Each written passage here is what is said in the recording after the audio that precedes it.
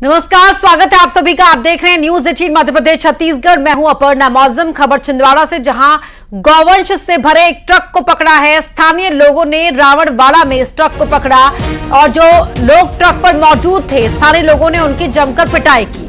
पिटाई का ये वीडियो वायरल हो रहा है। छिंदवाड़ा से बड़ी खबर आपको बता रहे हैं। गौवंश ले जा रहे ट्रक को स्थानीय लोगों ने रोका और उस ट्रक पर सवार लोगों को जमकर पीटा गया है। तस्वीरें आपके टीवी स्क्रीन पर। यह वीडियो अब सामने आया है। इसी वीडियो के आधार पर कार्रवाई भी करेगी पुलिस। रावणवाड़ा, जहां पर लोगों ने इस ट्रक को पकड़ा, ट्रक में मौजूद लोगों को पीटा गया है।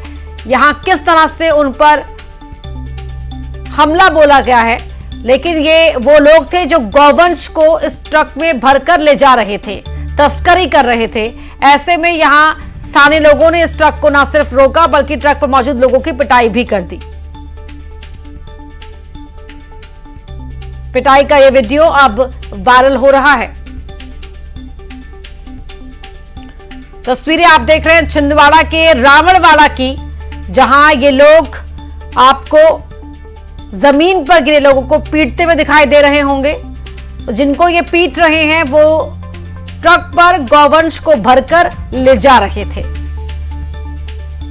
स्थानीय लोगों को खबर लगी, ट्रक को रोका गया और यहां मौके पर ही सजा देने की जो कोशिश की गई है, वो तस्वीरें आपके टीवी स्क्रीन पर हैं। राजेश करमेले हमारे सहयोगी फोन लाइन पर जुड़ रहे हैं। राजेश, बताएं, पूरी जानकारी दें। ये देखिए, कुछ लोगों को ये सूचना मिली थी कि इस रोड से, जो रावणवाड़ा का एरिया है, वहां के मुख्य मार्ग से होकर के एक ट्रक जा रहा है जिसमें गौवंश भरे हुए हैं। इस सूचना के आधार पर वहां पर ये सारे लोग इकट्ठे हुए, खासतौर पे युवा वर्ग ज्यादा था उसमें। ये इकट्ठे हुए, इन्होंने ट्रक को रोका। जब ट्रक को देखा तो उसमें गौवंश नजर आया। इसके बाद उन्होंने चालक के पास घुसकर उसे बाहर खींचा और पिटाई शुरू कर दी। ट्रक में भी तोड़फोड़ की है। तकरीबन 10 से 15 मिनट तक ये सब मामला चलता रहा। इसके बाद जब पुलिस को सूचना मिली तो पुलिस के अधिकारी मौके पर पहुंचे, लेकिन जब तक वो मौके पर पहुंचते तब तक काफी हद तक उन लोगों ने गौवंश को ले जा रहे चालक को पीट चुके थे। पुलिस ने फिलहाल मामला शांत किया है, गौवंश को सुरक्षित रखा है और इसके अलावा ट्रक चालक पर और उसके साथ मौजूद एक अन्य व्यक्ति पर मामला कायम किया है। जी राजेश, बहुत धन्यवाद आपका इस पूरी जानकारी के लिए। वहीं युग पुरुष धाम आश्रम से एक और तस्वीर सामने आई, जिसमें 3 बच्चों की मौत के बाद जांच करने पहुंचे एसडीएम ओम प्रकाश बड़कुल और आश्रम संचालिका अनीता शर्मा एक साथ हंसते हुए दिखाई दी है। तस्वीर में आप देख सकते हैं, दिव्यांग बच्चों की मौत के कई घंटों तक दिव्यांग बच्चों का शव कमरे के बाहर रखा हुआ था।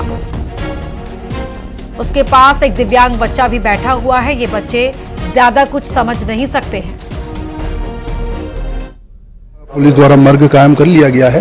तत्पश्चात अभी एक कमेटी बना के इसकी जांच कराई जाएगी और जैसे ही इसमें कुछ संदिग्ध या कुछ फाउल प्ले आता है तो उस पर कार्रवाई की जाएगी निश्चित तौर पर। टोटल अभी विगत 3 दिनों में 3 बच्चे हुई हैं। एक बालक 12-13 साल का है और 2 बालक 7-7 साल के हैं। मतलब 3 मौत हुई। हाँ, एक को फिट्स की समस्या थी, उसके कारण संभव था, और 2 को ये उल्टी और दस्त के शिकायत के बाद में जो है वो पुलिस द्वारा मर्ग कायम कर लिया गया है।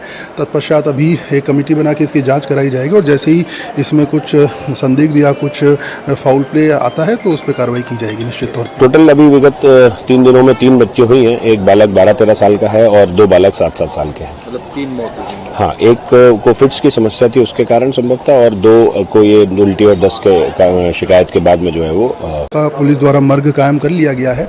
तत्पश्चात अभी तो यहां पर जो जांच करने आए अधिकारी हैं, वही हंसी मजाक करते हुए साफ तौर पर देखे जा सकते हैं। वो भी तब जब वहीं पर एक कमरे में दिव्यांग बच्चों का शव रखा हुआ था। कमरे के बाहर शव रखे हुए थे और बाहर यह हंसी मजाक चल रहा था। मासूमों की मौत पर किस तरह से यहां पर हंसी ठट्टा लगाया जा रहा है, वो आप इन अधिकारियों को देख सकते हैं। मिथिलेश हमारे सहयोगी लाइव हमारे साथ जुड़ रहे हैं इसी खबर पर। मिथिलेश, दिव्यांग बच्चों की मौत जिस तरह से हुई है, उन बच्चों की मौत को लेकर जांच करने के लिए अधिकारी यहां पहुंचे थे, लेकिन कितनी गंभीरता से वो इस मसले को ले रहे हैं, उनके व्यवहार से साफ जाहिर हो रहा है।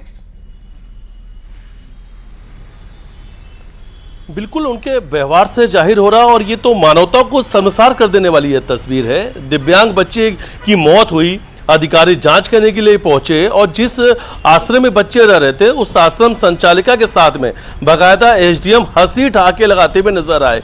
यानी मौत पर जो अधिकारी जांच करने के लिए पहुंचे, जिनकी जिम्मेदारी है, मैं सीधा सी कहूंगा कि मौत पर हंसी ठिठोली लगाते हुए जिम्मेदार अधिकारी कैमरे में इनकी एक तस्वीर कैद हुई है।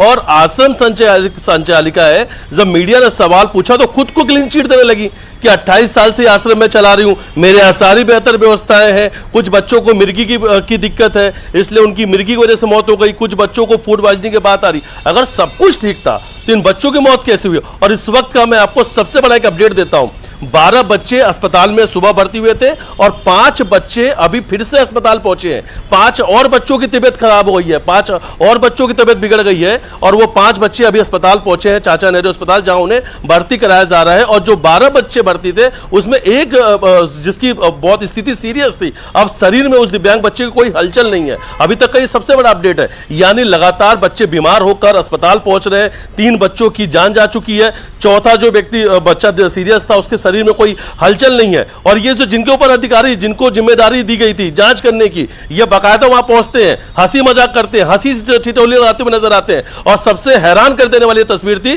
कि आश्रम संचालिका की एक तस्वीर सामने आई कि पुलिस कर्मी से बातचीत कर रही है, जहां पे मासूम वो दिव्यांग बच्चे का शव रखा हुआ है, वहां पर हंस के वो पुलिस कर्मी से बातचीत करते हुए नजर आ रही है। और सबसे बड़ी एक और तस्वीर सामने आई थी, जिस तस्वीर को देख के हर कोई हैरान रह गया कि दिव्यांग बच्चे के पास ही एक दूसरे दिव्यांग बच्चे को बैठा दिया गया। जब वहां पर दूसरे अधिकारी जब पहुंचे सुबह जांच के लिए तो बच्चा वहां से उन्हें देखकर वहां हटा। वो तस्वीर भी सामने आई है कि दिव्यांग बच्चे के शव के पास में दिव्यांग बच्चे को बैठा दिया गया। अधिकारी पहुंचते हैं, जांच के नाम पर हंसी मजाक की जाती है, तो यानी पूरे मजाक बना दिया गया। दिव्यांग बच्चों की मौत की जो जांच चली थी एक तरीके से मजाक बन गई। ये शर्मसार कर देने वाली तस्वीर है और ये बेशर्म अधिकारी हैं जो दिव्यांग मासूम बच्चों की मौत पर हंसते हुए नजर आ रहे हैं। मिथिलेश, शुक्रिया आपका इस पूरी जानकारी के लिए। भोपाल से अगली खबर है, जहां बालिका गृह से 4 नाबालिग लड़कियां गायब हैं। कमलानगर के नेहरू नगर बालिका गृह का यह मामला है।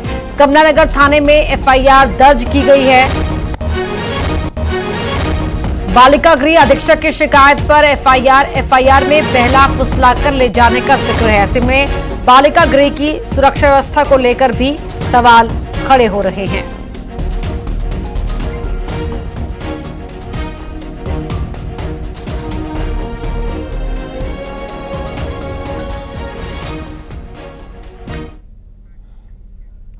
वहीं इस मामले में एसीपी चंद्रशेखर पांडे का कहना है कि नए कानून के तहत एफआईआर दर्ज कर ली गई है। एसीपी के मुताबिक जल्द ही बच्चों को सुरक्षित वापस लाया जाएगा।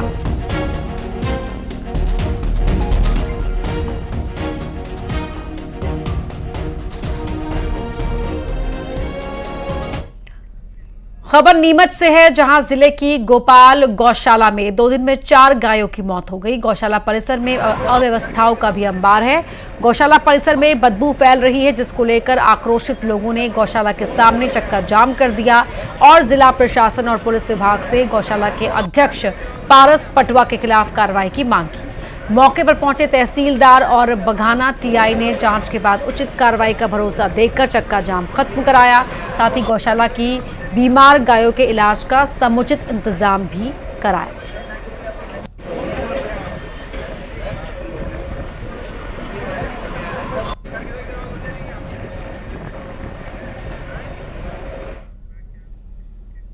बैतूल में दुष्कर्म पीड़ित की एफआईआर दर्ज नहीं हुई। थाने में बैठी रही पीड़ित और पुलिस वाले बाहर नाचते रहे। दरअसल एसडीओपी के विदाई समारोह में जश्न का माहौल था। ऐसे में सुबह से शाम तक पीड़ित बैठी रही, एफआईआर होने का इंतजार करती रही और बाहर यहां पुलिस वाले जश्न मनाते रहे। ये पीड़ित महिला एक विधवा है, इनके साथ दुष्कर्म हुआ है और आरोपी फरार है।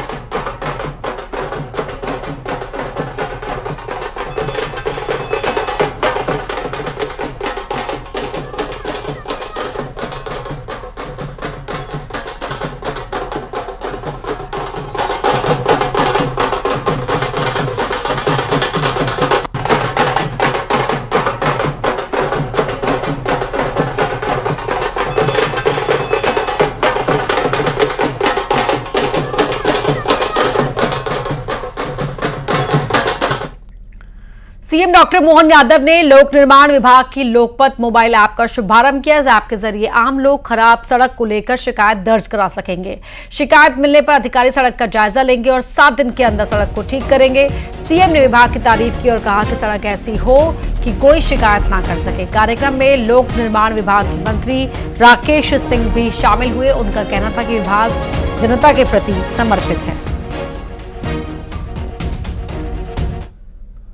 40,000 किलोमीटर के अंदर मध्य प्रदेश की ये जो सड़कों की रेंज इसमें ली है, अब 40,000 किलोमीटर की लंबाई में कहीं भी कोई गड्ढा मिलेगा किसी को भी, तो वो गड्ढे का फोटो खींच के इस फोटो ऐप के माध्यम से विभाग को देगा और विभाग 7 दिन के अंदर समाधान कर देगा कि कोई गड्ढे हो और फोटो खींच के दे। ये एक अच्छी चीज है कि वो जानकारी देंगे, लेकिन और अच्छी बात तो ये होगी कि गड्ढे ही ना हो। तो 40,000 किलोमीटर में आप अपनी सजगता से ये मौका न लाएं कि कोई फोटो खींचना पड़े।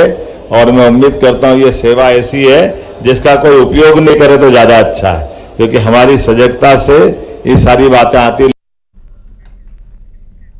नर्सिंग घोटाले को लेकर स्वास्थ्य राज्य मंत्री नरेंद्र शिवाजी ने विपक्ष पर तंज कसा और कहा कि विपक्ष तथ्यहीन बात कर रहा है। विपक्ष के पास अगर कोई सबूत है तो उसके आधार पर सदन में वो रखे। नरेंद्र शिवाजी पटेल ने कहा कि सरकार अपना पक्ष मजबूती से रखेगी।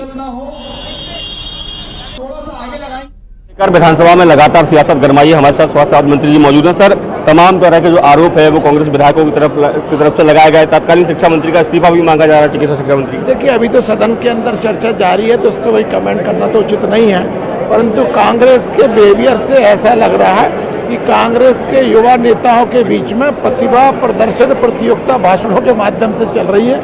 ना कोई तथ्य है, ना कोई प्रमाण है और ना कोई प्रश्न है।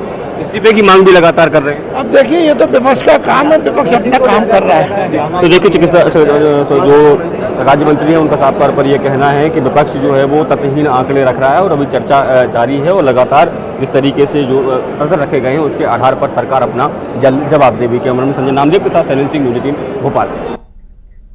मध्य प्रदेश में विधानसभा का मानसून सत्र का दूसरा दिन है। विधानसभा में राहुल गांधी के बयान को लेकर हंगामा हुआ। बीजेपी विधायकों ने सदन में राहुल गांधी के खिलाफ नारेबाजी की। बीजेपी विधायक सीता शरण शर्मा ने कहा कि कल लोकसभा में राहुल गांधी ने देश की 80% आबादी का अपमान किया है और इसे लेकर वो चुप नहीं रहेंगे। कहा कि राहुल गांधी माफी मांगे या फिर उनकी जगह कांग्रेस के नेता सदन में माफी मांगे। बीजेपी विधायक ने कहा कि अगर ऐसा नहीं हुआ तो बीजेपी निंदा प्रस्ताव लेकर आएगी। इसे लेकर सदन में हंगामा मच गया। हंगामे की वजह से सदन की कार्यवाही 15 मिनट के लिए स्थगित की गई। चले गए साहब, कायदे से न केवल श्रीमान राहुल गांधी जी को, सारी कांग्रेस पार्टी को और कांग्रेस के अध्यक्ष को माफी मांगना चाहिए सारे राष्ट्र से, चाहे वो हिंदू हो चाहे दूसरे धर्म के हो। सब धर्मों का सम्मान है।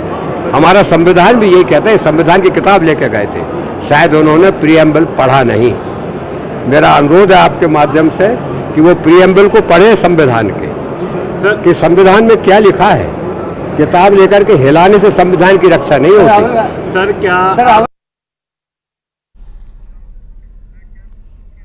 वहीं राहुल के बयान पर बोले सीएम डॉक्टर मोहन यादव। राहुल गांधी के बयान की चलते